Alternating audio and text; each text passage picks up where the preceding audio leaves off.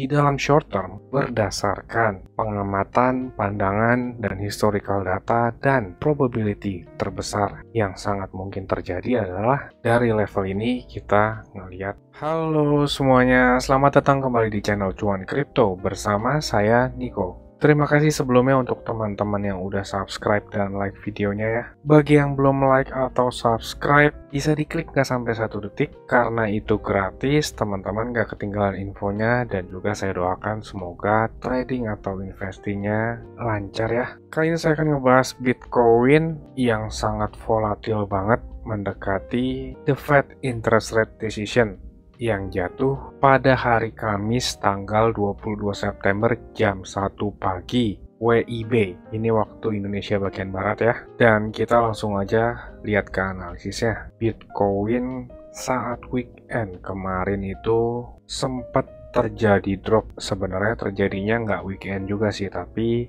di hari Senin saat sesi Asia. Di sesi Asia dan London di bawah drop lumayan jauh ya. Lalu saat masuk ke sesi New York terjadi perlawanan, di bawah naik di atas 19.000 lagi. Hal seperti itu wajar banget ya, karena saat sesi New York yang volume transaksinya lumayan besar itu masih belum aktif. Mereka baru aktif itu jam setengah 9 malam hari Senin WIB, dan reaksi di sesi New York juga lumayan bagus, langsung diangkat lagi harganya nih. Saya sempat mention sebelumnya saat masuk weekend itu volume transaksinya relatif tipis, rentan terjadi gap. Kemarin di weekend bahkan sampai ke 20.000 ya. Weekend terakhir candlenya institusi di trading floor Chicago Mercantile Exchange itu berhenti di 19.500-an. Kita sempat ngerasain saat weekend kemarin itu sempat dibawa ke 20.100, lalu langsung dibanting besoknya.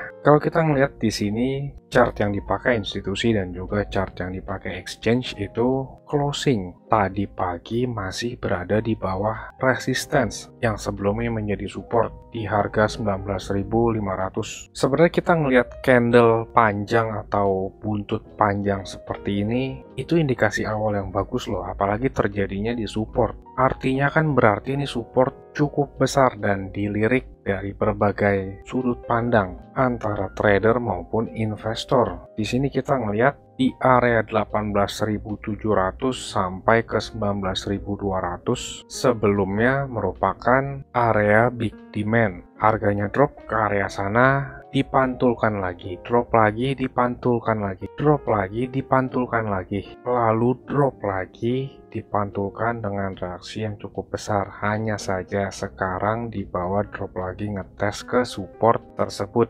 Teman-teman, kita belajar secara logika supply and demand sedikit ya. Jadi jika area demand atau area permintaan nih, dengan kata lain support, dites berkali-kali, itu rentan banget untuk dijebol. Agak kebalik sama yang dipelajarin di buku ya. Mungkin di buku itu agak outdated atau udah jadul. Karena di buku dikatakan kalau support dites berkali-kali artinya support itu kuat dan teruji. Padahal nyatanya, logika simpelnya itu ketika area demand atau permintaan ataupun support dites berkali-kali, itu tandanya para buyer nggak berhasil nge-push harganya naik supaya nggak nyentuh support besar itu lagi. Simpelnya gini loh.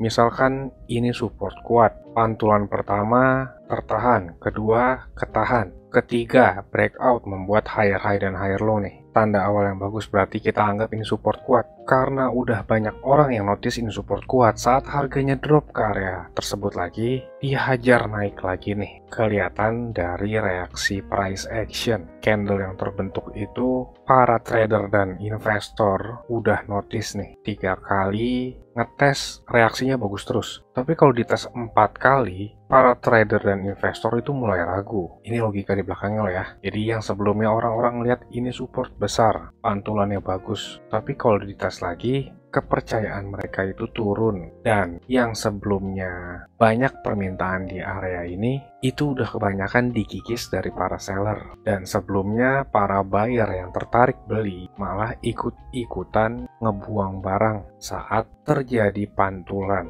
Dan pembentukan harga saat ini itu mepet banget sama the Fed interest rate decision nanti di tanggal 22 September jam 1 pagi WIB. Kalau di Amerika tanggal 21 September ya, kita sekitar 11-12 jam lebih awal. Waktu mereka itu telat, time zone-nya mereka itu dibandingkan kita selisih 11-12 jam tergantung daerahnya. Jadi teman-teman harap perhatikan di level 18 ribuan ini. Dan mungkin beberapa teman-teman di sini ngelihat Bitcoin konsolidasinya ini membentuk sebuah pattern. Pattern yang terbentuk itu adalah kompleks head and shoulders pattern. Bisa dikatakan pattern ini itu agak bearish ya. Bedanya dengan HS biasa, pattern yang kompleks ini itu shouldernya terdiri dari beberapa bagian. Secara ensiklopedi, pattern ini menargetkan itu setinggi dari jarak antara neckline sampai ke headnya.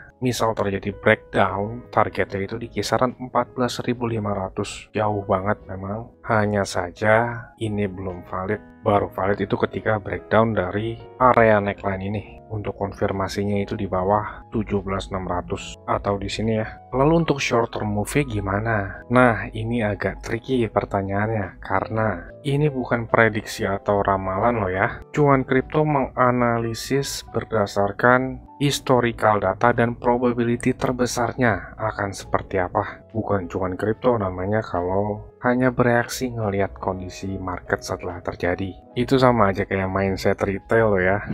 Bercanda-bercanda. Nggak ada yang salah kok dengan itu. Hanya saja untuk upgrade mindset kita ke step selanjutnya, kita harus punya visi atau pandangan di dalam short term berdasarkan pengamatan, pandangan, dan historical data dan probability terbesar yang sangat mungkin terjadi adalah dari level ini kita ngelihat pantulan dulu. Kenapa saya berpikir demikian? Ini saya kasih tahu tentang rahasia psikologikal para investor maupun trader dan para pelaku pasar ya. Jadi, saat the Fed interest rate decision di tanggal 22 nanti, para pelaku pasar itu sudah memproyeksikan kenaikan suku bunga 75 basis point atau 0,75% menjadi 3,25%. Itu sekitar 82%. Para pelaku pasar itu memproyeksikan kenaikannya 0,75% dan sisanya lagi sebagian kecil. Para partisipan itu memproyeksikan kenaikan suku bunga sampai ke 100 basis point atau 1% di meeting besok lusa. Dan rahasianya adalah jika Papa Jerome Powell melakukan sesuatu yang pasar inginkan, yaitu kenaikannya hanya 0,75%,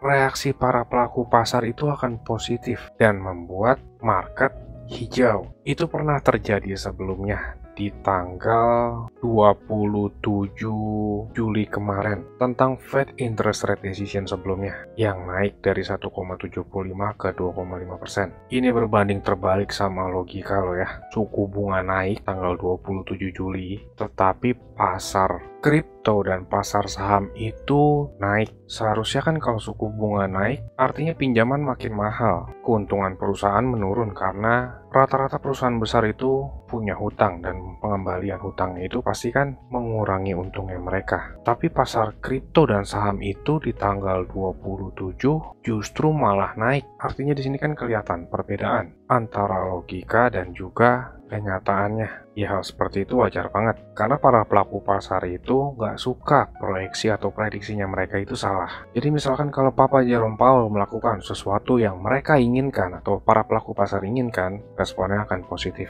Jadi itu rahasianya loh ya. Jangan lupa klik like dan subscribe ya karena udah kasih tahu. Nggak sampai 1 detik kok pencetnya. Jadi visi atau pandangan saya lusa, The Fed itu menaikkan suku bunganya sesuai dengan ekspektasi para pelaku pasar di 0,75% dan itu akan ngebuat ada pump sedikit. Ditambah lagi sekarang itu level atau area support yang besar. Dan misal, ini pemisalan dengan probability jauh lebih kecil ya. Jika The Fed menaikkan suku bunga 1%, itu akan menjadi malapetaka untuk seluruh market. Hampir bisa dipastikan area support besar ini akan dijebol kalau suku bunga naiknya 1%. Jadi seperti itu ya, kita harus punya visi atau pandangan supaya nggak terus-terusan jadi retail mindset yang hanya bereaksi setelah market sudah terjadi. Memang nggak ada yang salah sih dengan hal itu. Ini bukan prediksi atau ramalan yang mengada-ada ya. Semua itu bisa dijelaskan dengan analisis, dan sebelum kita naikin saldo kita, pertama kan kita harus upgrade pikiran dan mindset kita ya.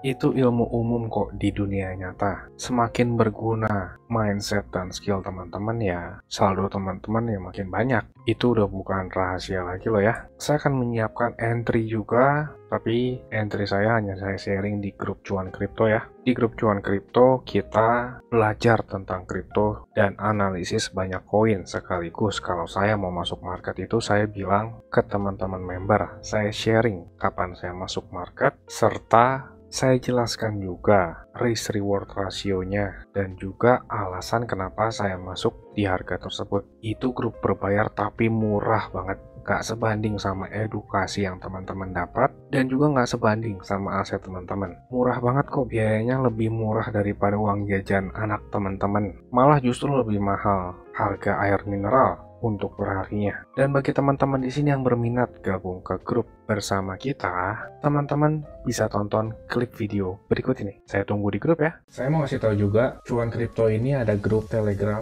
dan juga udah cukup banyak juga aktif membernya. Keuntungan yang didapat yaitu teman-teman sekalian waktunya efisien, nggak pusing buat analisa chart, apalagi yang belum ngerti. Yang kedua, update terdepan, karena saya lebih sering update dan aktif di grup tersebut ya. Yang ketiga, teman-teman sekalian dikasih tahu kapan waktu terbaik untuk beli koin, dan itu biasanya barengan saat saya juga beli koin. Yang keempat, ada diskusi grup chat buat ngobrol sesama member, saling kenal dan tanya jawab. Dan yang terakhir, teman-teman bisa request koin untuk dianalisa. Ini grupnya nggak gratis ya teman-teman, tapi tenang, harganya murah kok, yaitu Rp199.000.